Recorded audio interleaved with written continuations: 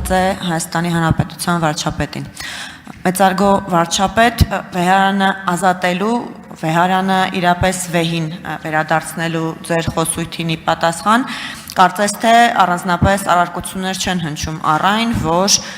Վեհարանը ապօրինաբար զբաղեցնող անձը խախտել է ուխտը կուսակրոնության եւ ունի զավակ։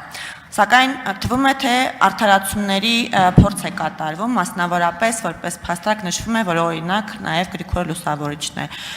ունեցել զավակ, արդյոք այս արդարացումները ձեզ համար համոզիչ են եւ որևէ բան ձեր ընկալումներում փոխում են խնդրի վերաբերյալ։ Շնորհակալություն։ Հարցին կպատասխանի վարչապետ Նիկոլ Փաշինյանը։ Պարոն վարչապետ, իդեպ լրացնելով հարցը, նաև Գուգարաս թեմի առաջնորդն է անդրադարձել հարցին դատարանի բակից, ինչքան էլ տարօրինակ չէ, ասելով, որ կուսակրոնության խնդիրը դիսցիպլինի կանոնական հարց է, այլ ոչ թե աստվածաբանական դոկտրինա։ Այս առումով էլ խնդրեի։ Շնորհակալ եմ հարցի համար։ Գիտեք, տեսեք, նախ եթե Գրիգոր Լուսավորչի հետ է զուգահեռը, թող Կտրիչ Ներսիսյանը ներկայացնի հանրությանը իր զավակին կամ իր զավակներին, որովհետև Գրիգոր Լուսավորիչը մի րոպե Գրիգոր Լուսավորիչը չի թաքցրել հանրությունից իր զավակներին, որովհետև նա մինչև Հայաստանի քրիստոնեություն ընդունվելը եկեղեցու հիմնադրումը այնուամենայնիվ մի քիչ այլ կարգավիճակ է ունեցել։ Երկրորդը, Գրիգոր Լուսավորչի մահից 25 կամ 26 կամ 27 Գրիգոր Լուսավորչի մահվան տարին մի քանի տարբերակներ կա, անց տեղի է ունեցել, ելն եմ ասում, Աշտիշատի ժողովը, եկեղեցական ժողովը, Արշակ երկրորդ թագավորի օրոք եւ Ներսես մեծ կաթողիկոսի օրոք եւ Աշտիշատի ժողովը որոշել է, որ կաթողիկոսը, եպիսկոպոսները պետք է լինեն կուսակրոն։ Եվ դրանից հետո ես մի հատ երկրորդ գիրքը արդեն բերեցի ինձ հետ, կանոնագիրք հայոցը, որը ելի եմ ասում, շատ կարևոր է։ Այսօր Հայաստանի Հանրապետությունում գրանցված արտադրության նախարարությունում գրանցված Հայաստանի այս առաքելական Սուրբ եկեղեցու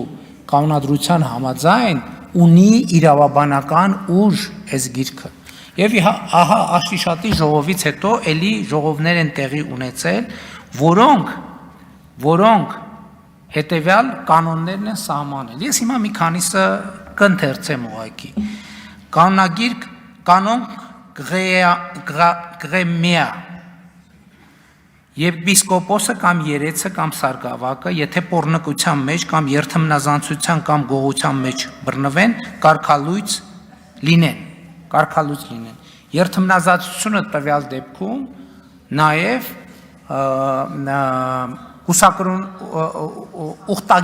կուսակրոնության ուխտագիրը ստորագրած խախտելու մեջ է։ Հաջորդ կանոնը Շահապիվանի ժողովի կանոնը, որը ասում է, կանոն Ա, եթե եպիսկոպոսը պղծության, պոռնկության կամ ուրիշ վատթար գործի մեջ գտնվի եւ վկայությամբ հաստատվի, աթոռից եւ իշխանությունից մերժվի եւ քահանայություն չանի։ Կանոն է դա, օրենք է, սահմանադրություն է։ Հաջորդը Շահապիվանի կանոնագիրք կանոն Բ, եթե քահանան պղծության, պոռնկության, վատթար գործի մեջ գտնվի եւ վկայությամբ հաստատվի, քահանայություն չանի, այսինքն պետք է զրկվի։ Հաջորդը էլի Շահապիվանի ժողով եպիսկոպոս 3 կամ սարկաված կամ պաշտոնյաներից կամ ուխտավորներից որևէ մեկը չհամարձակվի տանտիկին պահել, ինչպես մծղեից սովորությունն է, մծղեները աղանդավորներից կարծեմ Պավլիկյաններին էին այդպես անվանում, եթե հայտնվի այդ ու հաստատվի կարգալույծ լինի հանցավորը։ Սա ասում եմ այն դեպքի համար, երբ որ կասեն չէ, դա պոռնկության կամ շնության դեպք չի, այլ ընտանեկան, հա, բան ստվերային, բայց հարաբերությունը, ասում է, եթե տանտիկին պահի, կարգալույց լինի, այսինքն քննարկման տեղ չի թողում։ Սա Հայաստանի այս առաքելական Սուրբ եկեղեցու կանոններն են, հաստատված դար, մեր պապական ավանդույթով։ Ես որ արձագանքեք, ես էլի կշարունակեմ, հա, որ չարաշահեմ։ Արձագանք։ Խնդրեմ շարունակեք, պարոն վարչապետ։ Բարսեղ մեծի կանոնները, էլի ես կանոնագրքից է, ինչ որ ասում եմ, այստեղից է, կանոն Ž, կույսերը, որոնք մի անգամ խոստացել են նվիրել իրենց Քրիստոսին, եթե մարմնավորական ախտի մեջ կընկնեն, անարգում են այն ուխտը, որ դրել են Աստծու հետ, դրանց մեղանչումը ավելի չար է, քան արյունը։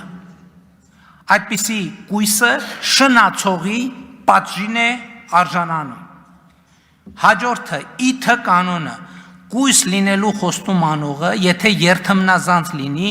շնացողի ապաշխարանքին ենթարկվի, նույն պատժին ենթարկվեն կուսակրոնության խոստում տվողները, որոնք այդ ուխտը խախտել են։ Այսինքն հասկանում եք, այստեղ Գրիգոր Լուսավորչի